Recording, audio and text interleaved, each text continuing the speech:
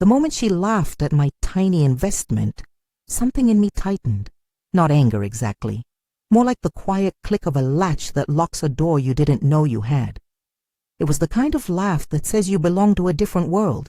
Silk blouses, weekend flights, a polished offhanded cruelty wrapped in a smile. She called my six-figure portfolio cute, and if she thought it was a hobby, she had no idea how seriously I took hobbies. A word on the title you just read. My daughter-in-law laughed at my tiny investment, and yes, she did. She also had a very loud, very well-connected father who liked to make a show of things, but that laugh, small, sharp, performed for effect, was the punctuation mark that set everything in motion. I'm going to tell you how a quiet life of frayed receipts and long hours turned into something that could not be waved away at a holiday table. If this story is reaching you, if you've ever been underestimated, subscribe and drop your city in the comments. I want to hear where you're watching from. 3 months before that Thanksgiving, my life is all habit and small, steady work. I live in a modest 2-bedroom apartment that has the same stubborn radiator that rattles every winter, and I still drive the Honda Civic I bought used when Danny was small. Danny, my son, went off to college on a scholarship. He's 20 now, studying engineering, quietly brilliant, and still calls me at odd hours when he can't solve a problem.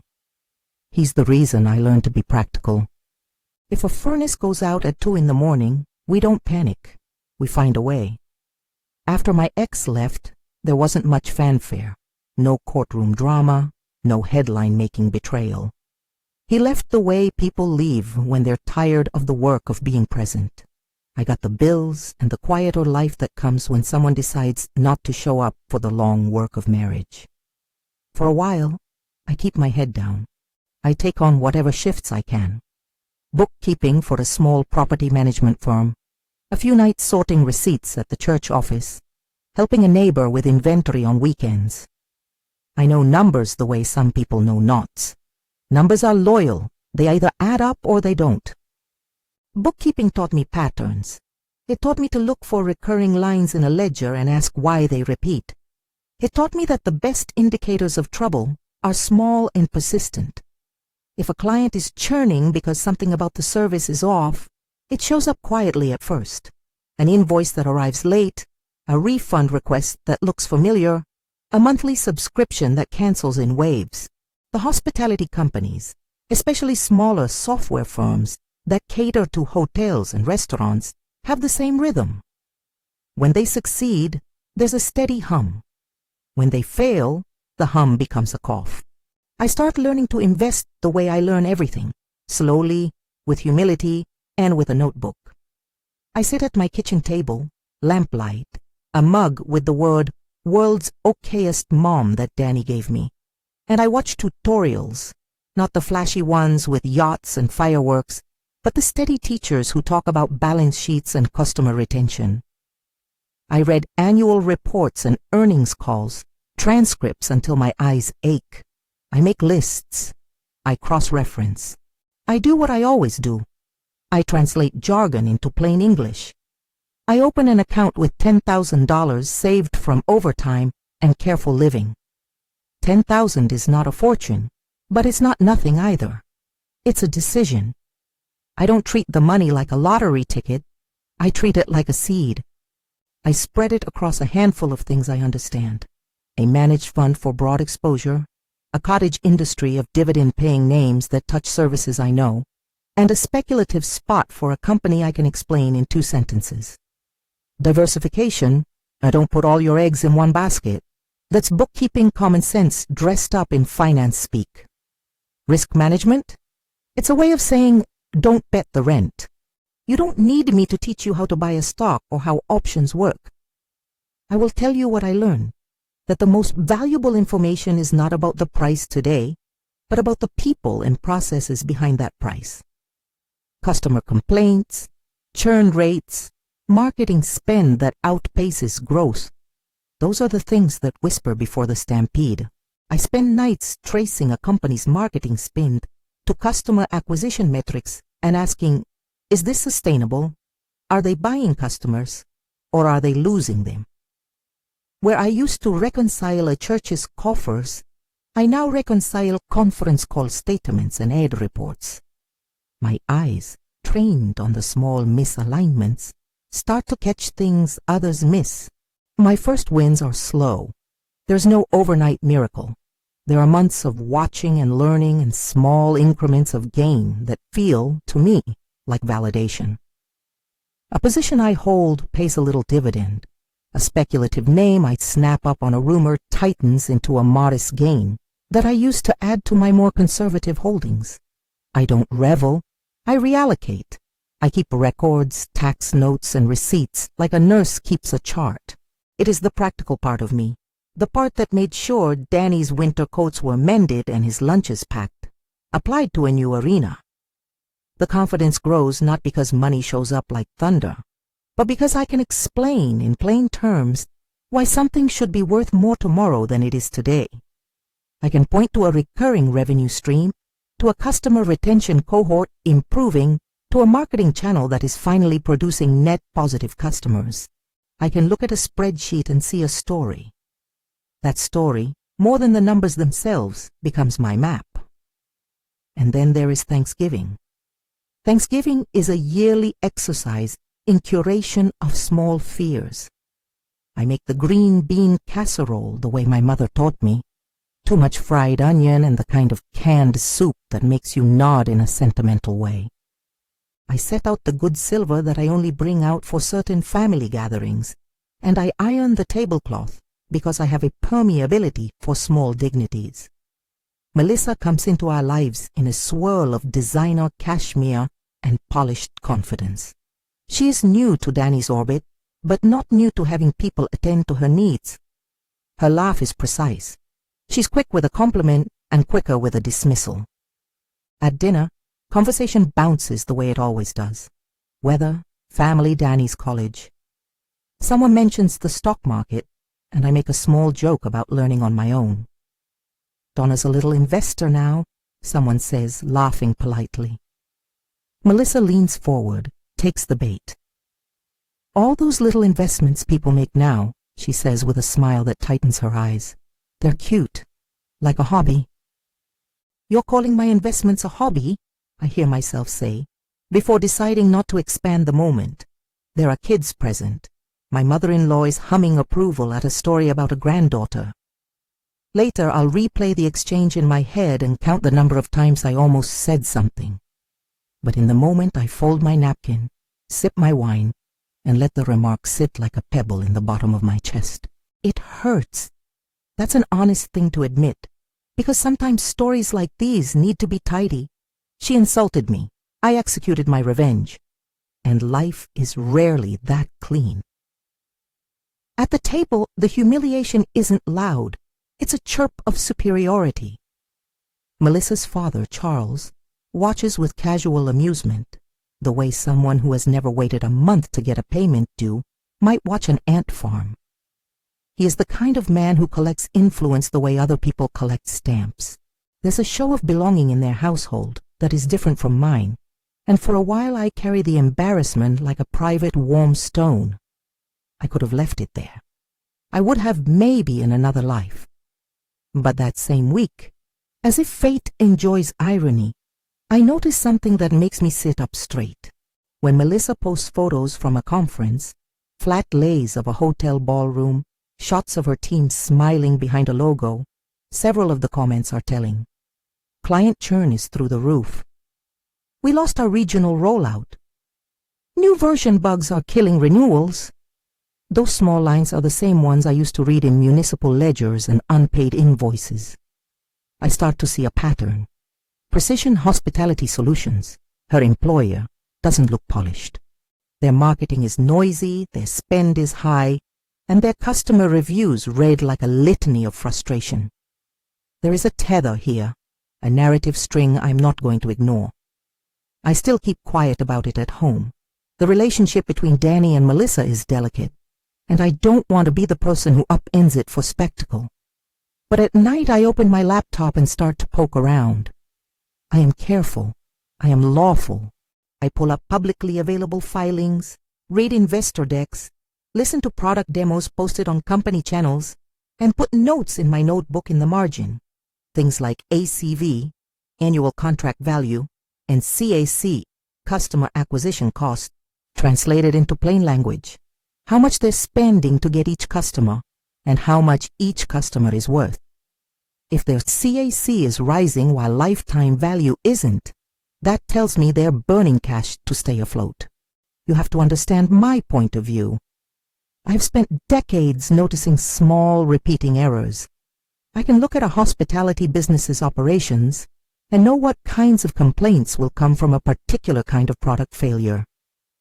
Marketing that outspends the product is a siren. If you're promising things your product can't deliver, especially in software that hotels use to manage rooms, bookings, and guest communications, your churn will spike once the honeymoon ends. My notes look like a detective's, if you have to romanticize. Bullet points, cross-references, screenshots of a poor review here, and a confusing sales pitch there. I am not hacking into anything. Everything I see is public, but it tells a story, and stories are what I respond to. It isn't just curiosity, it begins to feel personal. When Melissa laughed at my investment, she was dismissing my agency.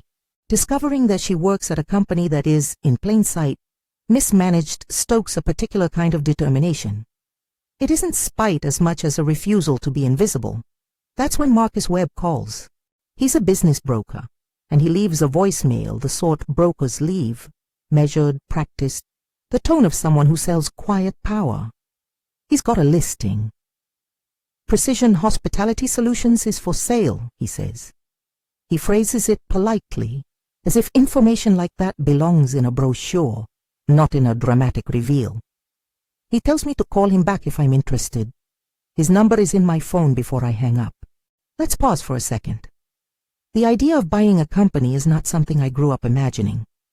My younger self pictured a steady job, maybe a small cafe, the kinds of things people in my neighborhood speak of as attainable. Buying a company, especially a software firm that sells to hotels, sounds grand and, to be honest, expensive. But Marcus is a broker. His job is to match motivated buyers and motivated sellers. Sometimes those sellers are looking for a strategic acquirer. Sometimes they're tired. Sometimes they need a new hand. Brokers talk to lots of people with lots of motivations. It is not guaranteed that anything will happen. Still, the call lives in my head like a hot coal. I start to think in small, practical ways. Who would I call? Who would write an offer? Where would the money come from? This is the part of the story where the old me and the new me meet. The old me knows how to stack a shift, to keep receipts, to make a spreadsheet that proves a point. The new me has a portfolio and an appetite for learning. I begin to draw a map. I call Marcus back that night. He is patient on the phone.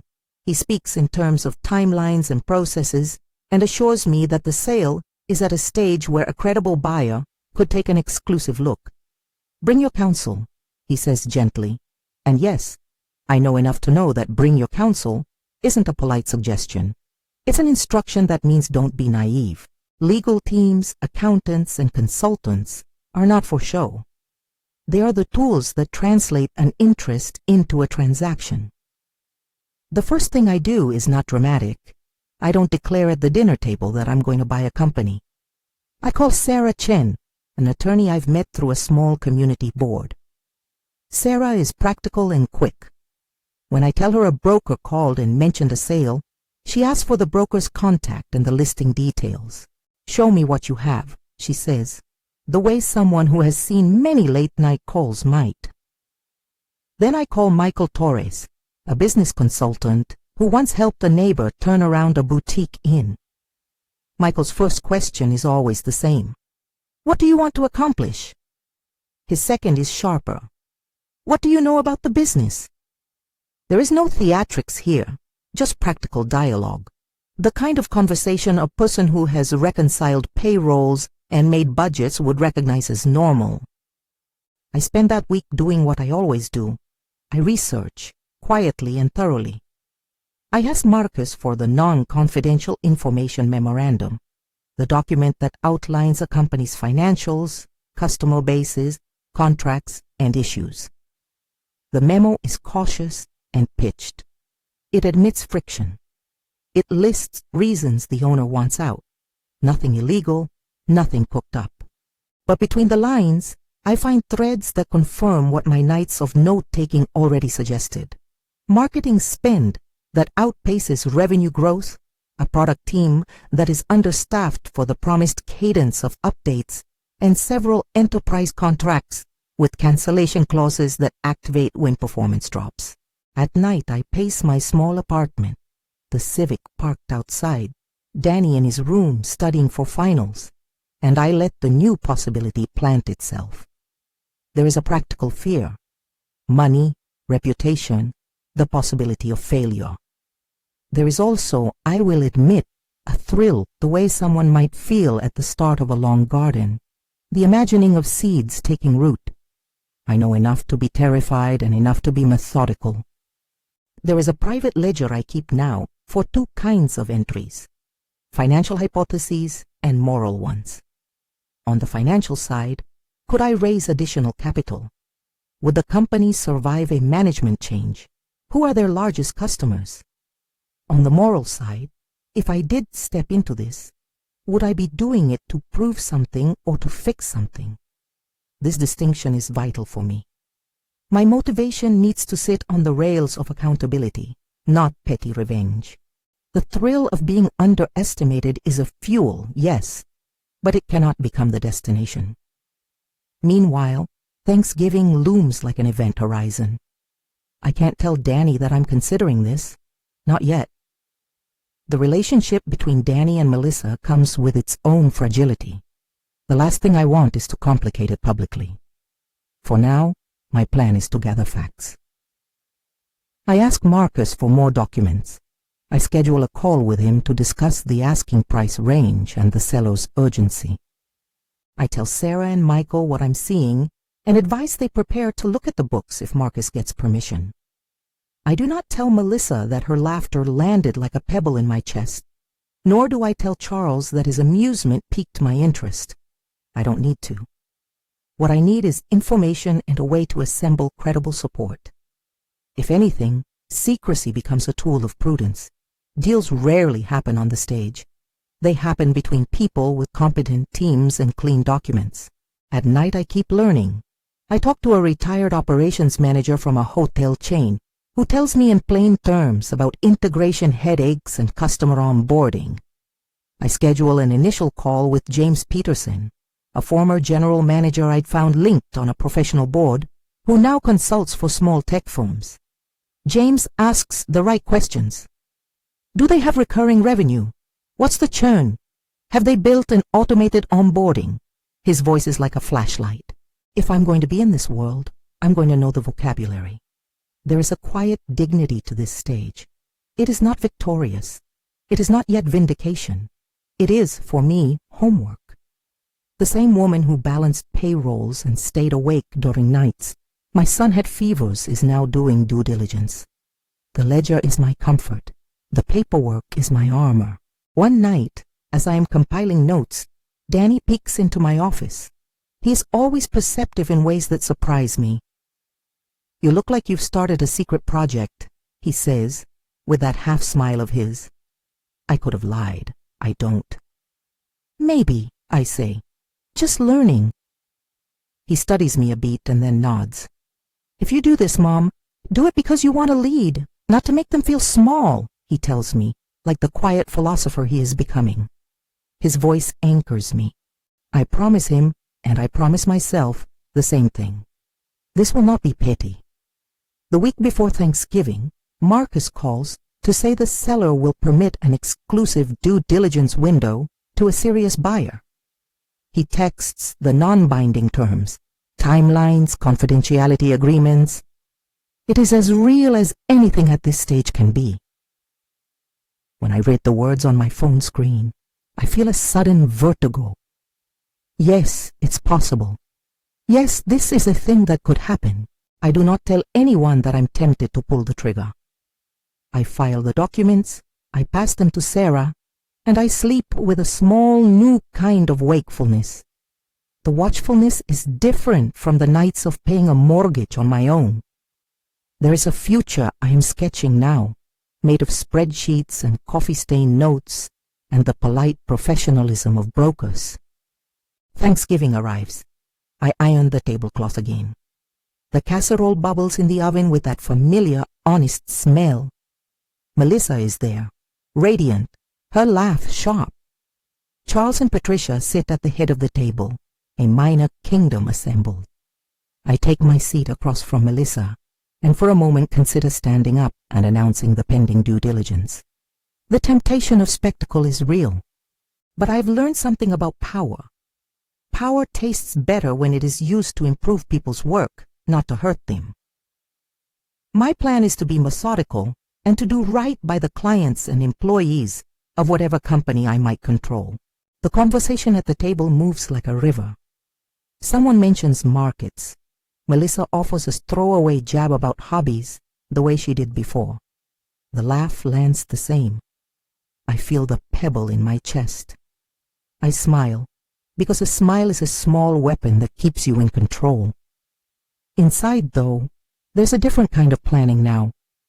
Timelines, counsel, and the occasional private thrill of imagining walking into a boardroom not as some small investor, but as someone who had done her homework. The night ends with polite goodbyes and the smell of leftover sweet potatoes in the sink. I tuck the plates into the dishwasher and go to my office. My phone vibrates. Marcus has sent an email. Non-confidential information memorandum attached. If you're serious, let's arrange the NDA. The words are mercifully straightforward. I breathe. I call Sarah. Do you want to look at it? I ask. Her answer is quick. Send it to me. We'll set a call. I text Michael to give me his availability. James Peterson replies with a list of what he'd want to see. The machinery begins to hum. There is a moment then when I allow myself a brief, private smile. The laugh at the table, the tiny dismissal.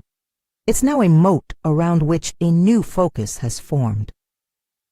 But I'm careful not to let the feeling mature into vengeance. The rules I set for myself are strict. Everything must be lawful, documented, and overseen by professionals. I will not be the person who weaponizes privilege with privilege. I will be the person who quietly, ethically, holds people accountable to the work they do. That is where I leave the first act of the story. I have the broker's memo on my screen and the outlines of a team assembling. I have a son who worries more about my sleep than I do. And I have a daughter-in-law who thinks of my financial life as a charming hobby. The pebble in my chest is warm now, like the start of a burnished coin in a pocket. There will be more counsel, more calls, and eventually a crossing of a threshold where interest becomes action. But for now, I sit with the documents, the quiet office light, and the distinct, delicious certainty that being underestimated was the beginning of an opportunity I did not expect to take effect. Marcus tells me the seller will give a 2-week exclusive window if I can get my non-disclosure signed and show proof of funds. 2 weeks. The phrase hangs in the air like a bell. It is short enough to be terrifying and long enough to be doable. I call Sarah Chen and tell her the timeline. She answers with the sort of calm that only comes from long practice with anxious callers. Get me everything Marcus sends. I'll draft the NDA and a list of documents to request. We'll need a red flag memo within 3 days if we're serious. 3 days becomes 3 all-nighters. I make coffee the way I always have. Sturdy, black, not for pleasure so much as to fuel the work. And I sit at my kitchen table with the memo open. Michael Torres and James Peterson each send their lists. Michael wants customer invoices, renewal rates, payroll over the past 2 years, software roadmaps. James wants demos of the onboarding process and access to a sample of enterprise contracts. Sarah wants corporate formation documents and any board minutes that exist. Marcus keeps the tone discreet. The seller is nervous. The current owner wants certainty and a quick close. Raising money is the part of the story that many people expect to be glamorous. It is not. It is phone calls and humility. I have funds from my small portfolio, enough for a meaningful, earnest deposit, but not to buy the whole company alone. My first call is to a community bank I've used for years. I explain the basic structure of what I'm trying to do. They ask for the IM, information memorandum, revenue history, and a plan for operations. They are cautious but professional. They like that I'm bringing a legal team and that the target business has recurring revenue, even if the margins are raw. I also reach out to a small group of people I trust. A former neighbor who runs a regional inn, a retired engineer from Danny's University who once moonlighted as a small angel investor, and one quiet cousin who has always kept a modest savings account. None of them are wealthy in the way the Hartfords are, but they understand value and work. I am not pitching a get-rich-quick scheme. I'm offering a clear-headed plan and detailed notes. I tell them plainly, this is risky. It might not work. I am prepared to lose money, but I also have commitments to make this lawful and workmanlike. When people ask how to build a team, they imagine power lunches and glittering credentials. The truth is more pedestrian. It is hiring people who will read the room and read the numbers without being blinded by the brand. Sarah is my anchor on the legal side. Michael's eye for operations makes my spreadsheets breathable. James knows hospitality the way some people know the trees in their yard, intimately and by season. Together we look at the non-confidential memo like a patient surgeon. It is messy in places, but mess is repairable when you understand the anatomy. We ask Marcus for an access period to look at the books under NDA. The seller, perhaps tired of running a company that never quite delivered on his promises, grants it. For 10 days we live in due diligence. That phrase has a weight that becomes literal. Du is in owed. Diligence is in the careful work of looking. I spend hours at my small desk translating invoices and tracing marketing payments. Michael proves right. The marketing spend is heavy and poorly targeted. James finds that enterprise onboarding is a patchwork of spreadsheets and hand-holding. The churn numbers, what Michael calls the slow leak, are worse than the memo suggested. There are client notes that read like a litany of frustration, failed integrations, delayed support responses, and promises of features that never land. But there are also things a frustrated buyer can fix. The product has a committed core of users who praise the team's core features. The tech stack is not elegant, but it is serviceable. There are contracts in place with 3 regional hotel groups that, if renewed, provide a stable base. There are employees who come to work and try. What the company lacks is disciplined leadership and a budget that matches reality. At night I print dozens of pages and spread them out on my table like a map. I use the same practical method I used at the church office. Highlight recurring costs, mark unusual spikes, and write a short why next to each. When an invoice appears for creative services, at a sum that seems inflated, I trace the vendor.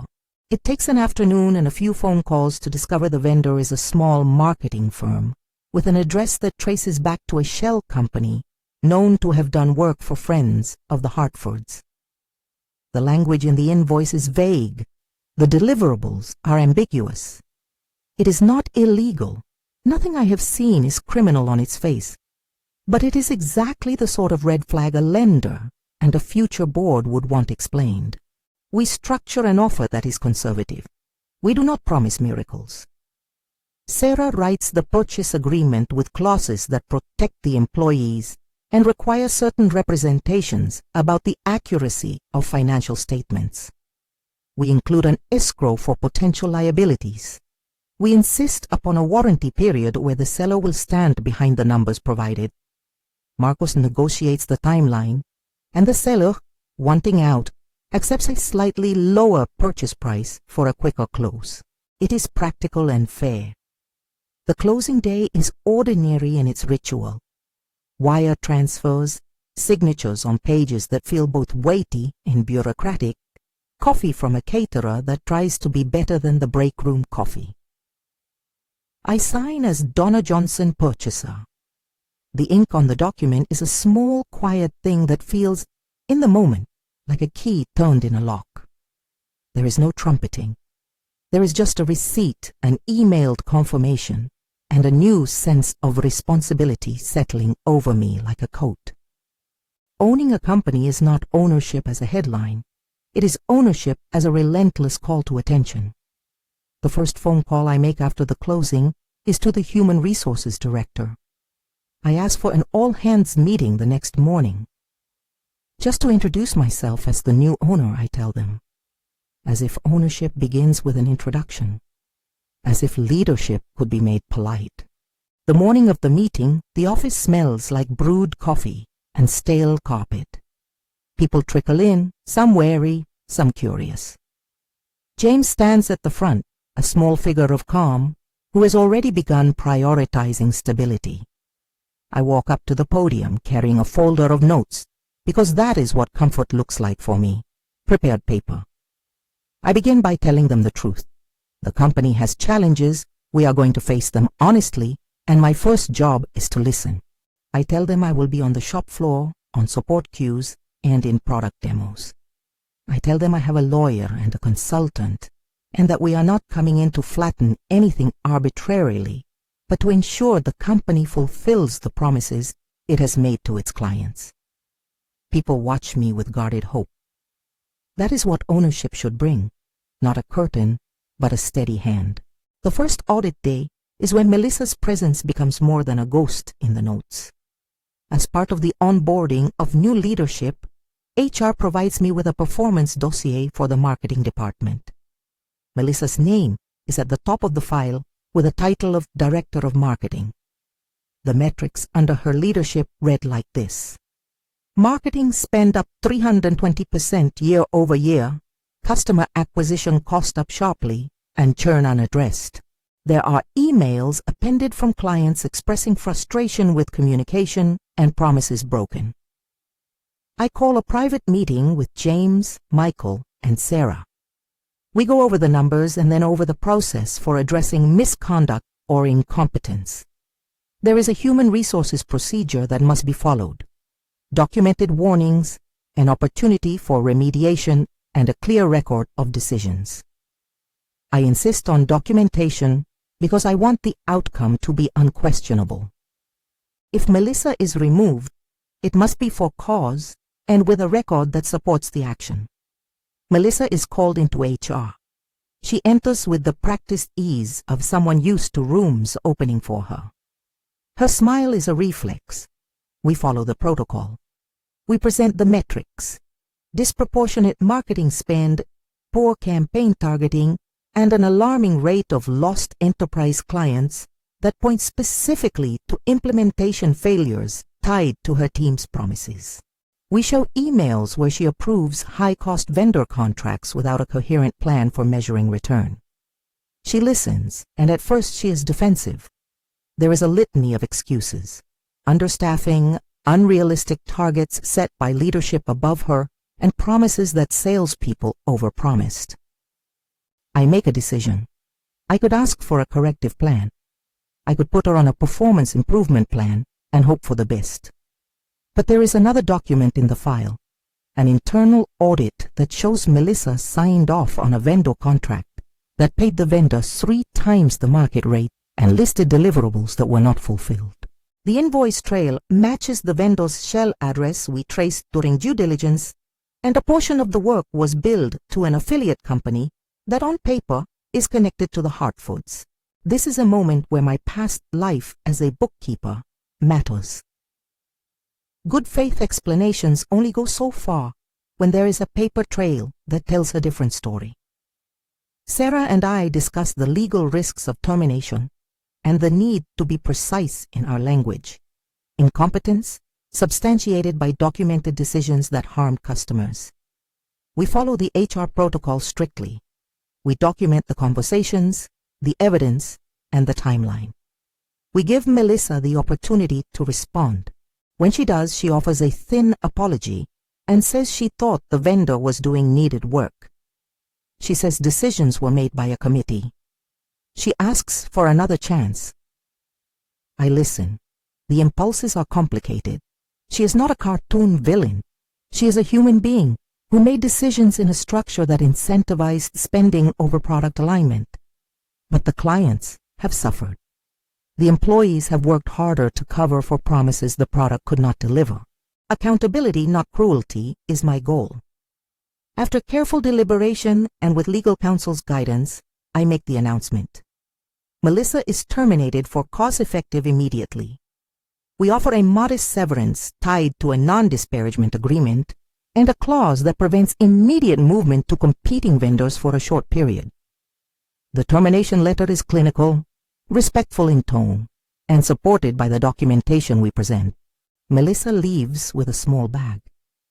There is no raised voice, no dramatic last line.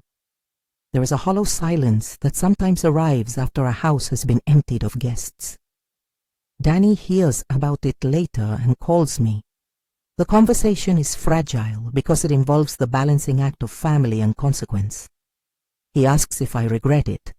I tell him I wish none of this had been necessary, that I wish people could do better without being forced, but that promises to clients and commitments to employees matter. He is quiet and then proud, in the way sons sometimes are when they see their mothers act with integrity. Not everyone feels the same. The Hartfords, predictably, do not read our actions as corporate governance. They read them as a personal affront. Charles hires James Crawford, a lawyer known in our town for taking on loud cases and making them louder.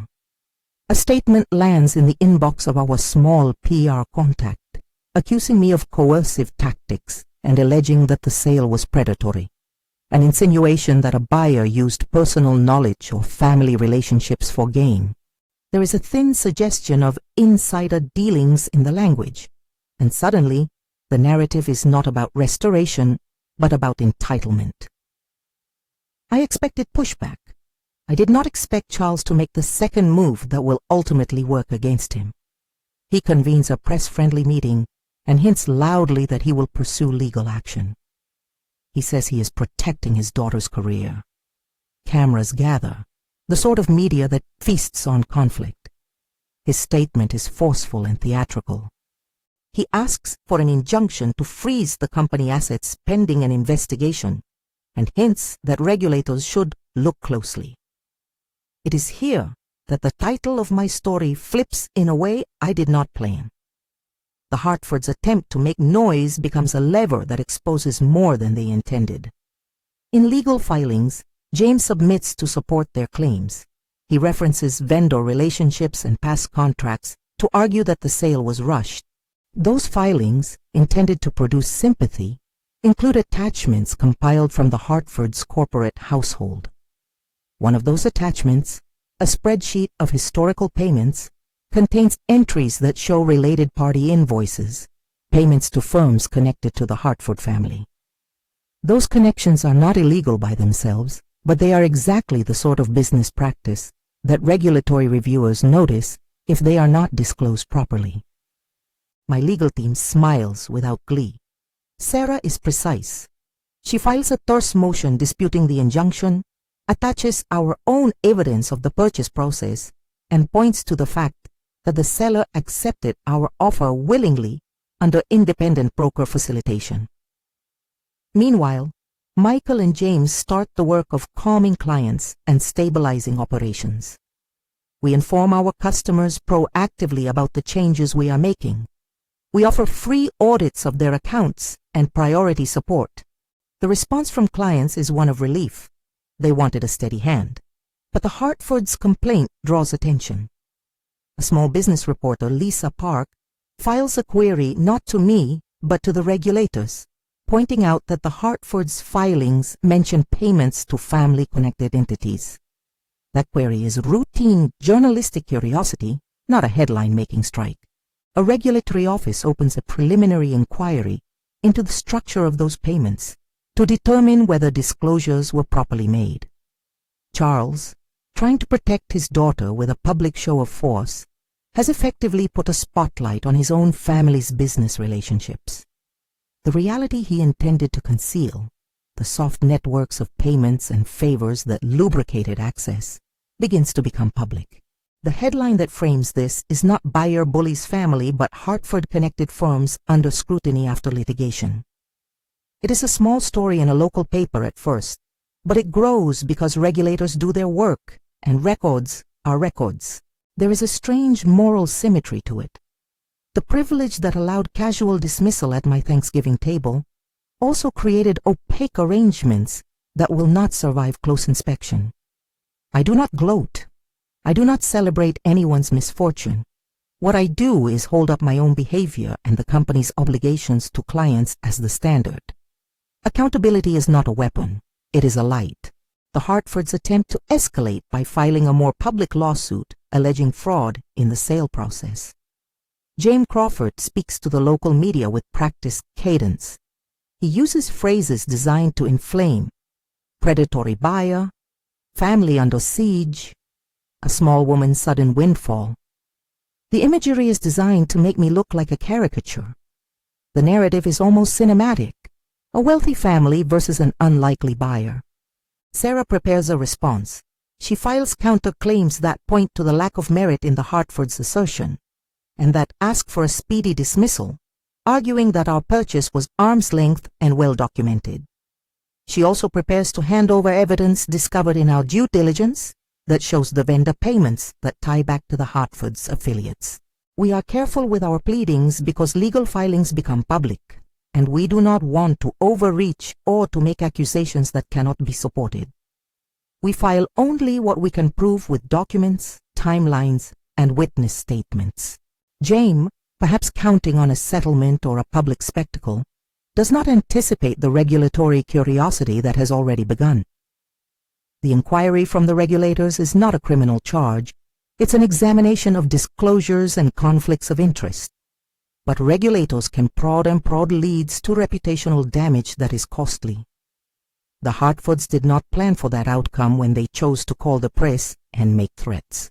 Over several weeks, the story becomes a small saga in our city: a purchase, a firing, a lawsuit, and a regulatory review. The company stabilizes under our leadership. James and Michael begin to reduce wasteful spending and to implement a customer-first roadmap that honors existing contracts and aims to rebuild trust. We offer open office hours for clients to ask questions.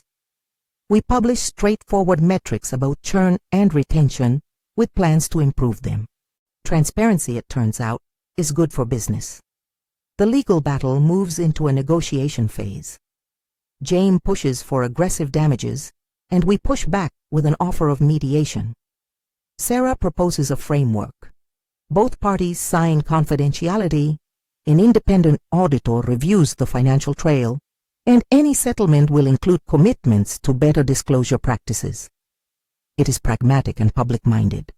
The Hartfords, who had hoped to make a spectacle, now face a choice: continue a costly public fight or make a quiet deal that limits further exposure.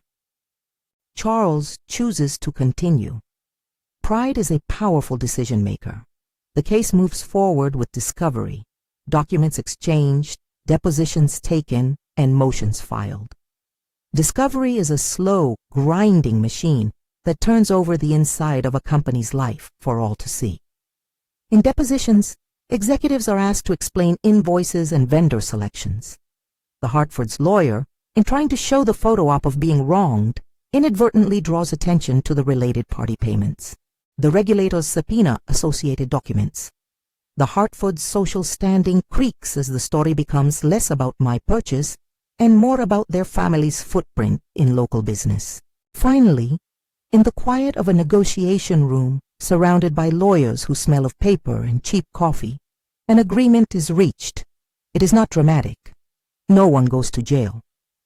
The Hartfords agree to a settlement that includes disclosures and a corporate governance plan for their affiliated firms.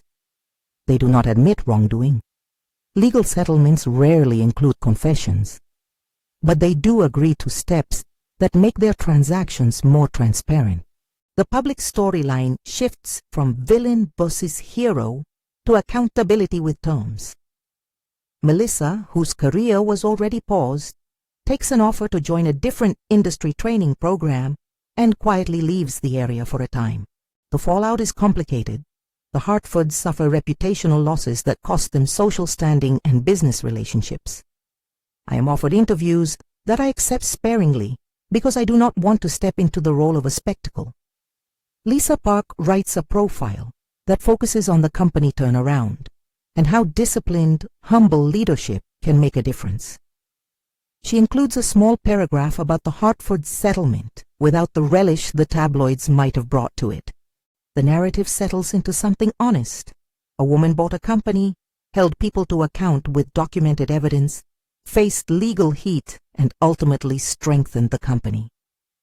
In the months that follow, the company begins to heal.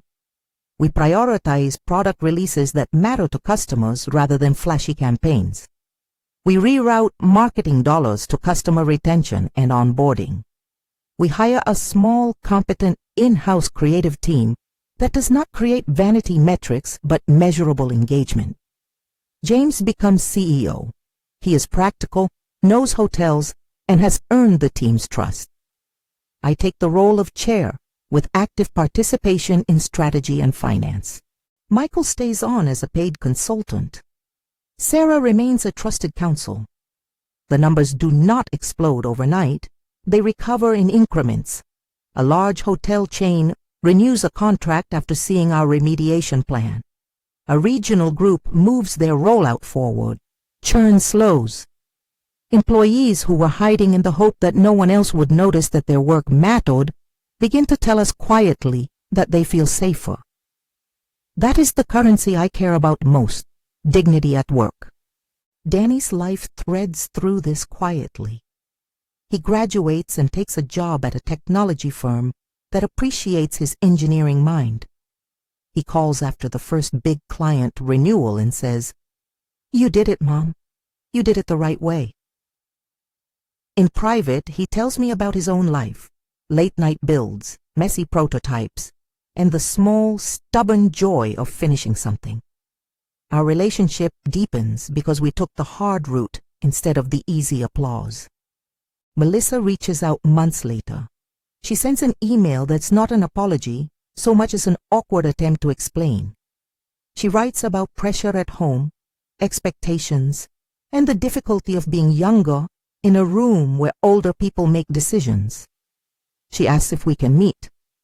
I respond with the candor I have tried to keep throughout. I am open to a conversation, but not at the expense of ignoring harm done. When we meet, it's quiet and awkward. She is not the same woman who laughed at my cute investments at Thanksgiving. She is smaller, subdued, and earnest in a way that suggests learning. She apologizes more concretely this time, not as a performance, but as a recognition of consequence. I accept the apology for the sake of peace, and because part of accountability is giving people the space to learn and make amends. There are moments that feel cinematic. Press profiles, town gossip, the occasional congratulatory email from strangers who read the article and felt encouraged. But most of the story is daily life. Board meetings, one-on-one talks with employees, and making sure payroll runs. The morality I had tried to hold close, act lawfully, document decisions, prioritize client needs, becomes the rhythm of leadership. I learned that vindication is less about rubbing the other person's face in their error and more about restoring a sense of order and dignity to the place you steward. As months pass, I use whatever platform I have with care. I'm invited to a local women's leadership panel where I'm asked about age and starting late. I tell them frankly that starting late has advantages. You have experience in weathering small storms. You know how to pay attention to detail, and you are less seduced by the theater of success. I tell them about bookkeeping and nights of reading annual reports and about keeping receipts. I stress that there are risks and that not everything will work. I refuse to be a cliché of overnight success at 60. The applause they give me is gentle and thoughtful. People ask for the secret. I always answer the same way: research, integrity, and preparation. That is not useful advice if you want a checklist, but it is useful if you want a mindset. I cannot promise that everyone will be able to buy a company, and I do not pretend that money and luck did not play a role in enabling me to act when the broker rang. But I can say this: if you do the work, if you learn the language, quietly ask the right questions, and surround yourself with people who know more than you do, opportunities begin to look possible. Occasionally at the grocery store or at a community meeting, someone will say they read the story and felt seen. Women, especially women over 50, tell me they thought it had to be too late to pivot. They tell me the story made them try a class, or open an account, or call an old friend to ask about investing. Those small notes matter. They are the real return on what felt like a risky investment. The Hartfords, over time, reseed into a cautionary tale rather than a public demon. They make small donations to charity and attempt to rebuild trust in quieter ways. Life is not a tidy moral ledger where every arrogance is balance sheet corrected in dramatic flair. Consequences are messy and sometimes delayed. But in our community, companies that treat customers as episodes rather than clients often do not last. When you build a business on relationships, those relationships demand care. I keep the kitchen table ritual. I still drink black coffee, though now the mug is a little less chipped. I still drive the Civic because the car suits me and because I like not spending ostentatiously on things that do not matter. My portfolio is more diversified now, partly because owning a company taught me how messy businesses can be, and partly because I prefer steady to flashy. I still keep receipts. I still make lists. But I also sit in a boardroom with people who once hesitated to offer their ideas and now bring agendas with data. There is one scene that stays with me, not because it is dramatic, but because it is tender. A small client, a family-run inn that had been on the verge of leaving us, sends a handwritten note to the team, thanking them for staying late to help a glitch and for answering a voicemail on a Sunday. The note is folded and pressed. The proprietor writes that she slept better knowing someone was on the other end. I tape that note inside a drawer in my desk. It is the token I look at when the legal paperwork feels too thick, when the headlines are small and spiteful, and when I need to remember why I did what I did. The daughter's laugh at Thanksgiving, callous, bright, dismissive, still echoes in me sometimes. It is the small thing that set off the larger sequence, but it is not the definition of the whole. The bigger story is that being underestimated pushed me into preparation, and preparation meant I could act when an opportunity came. That action was not to shame, but to steward a company and its people responsibly. If you ask what my measure of success is now, it's not the headlines. It's the number of clients who renew after we fix an integration. It's the employee who stays with us because she knows her voice is heard. It's the son who calls with a quiet pride that has nothing to do with money and everything to do with the model of integrity he watched at home. There are small pleasures, a new feature rolled out that reduces error rates, a manager's email that thanks me for implementing a flexible work policy after an employee became a caregiver. There are still difficult days, board rows, budgeting compromises, and the continual work of earning trust. Leadership demands patience as much as it does decisiveness. I tell this story because I want to be honest about what it takes and what it costs. I did not set out to get back at anyone. I set out to own responsibly. If the story reads like vindication, that is only because someone who doubted me laughed, and because her father's attempt to protect her lit an inquiry that revealed a tangle. But the true resolution is quieter.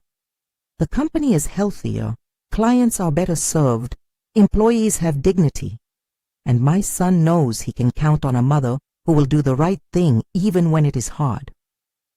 People often ask me whether I would recommend this path.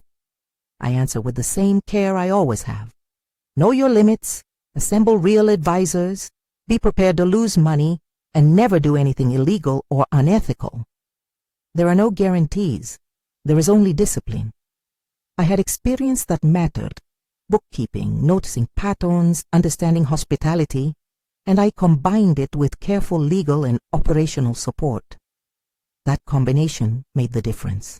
On a spring morning, months after the legal dust settles, I walk into the office and see a group of employees gathered around a whiteboard, plotting a customer success strategy. They are laughing, and the laughter is collaborative, not dismissive. I think of that Thanksgiving table and the small cruelty that began all of this, and I feel an odd gratitude.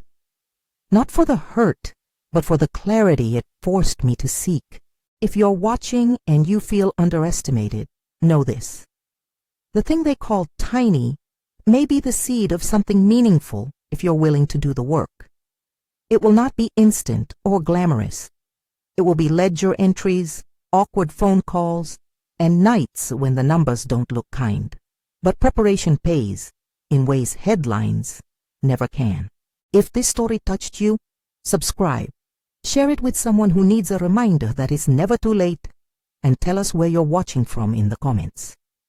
I want to know your city and your small, stubborn plans.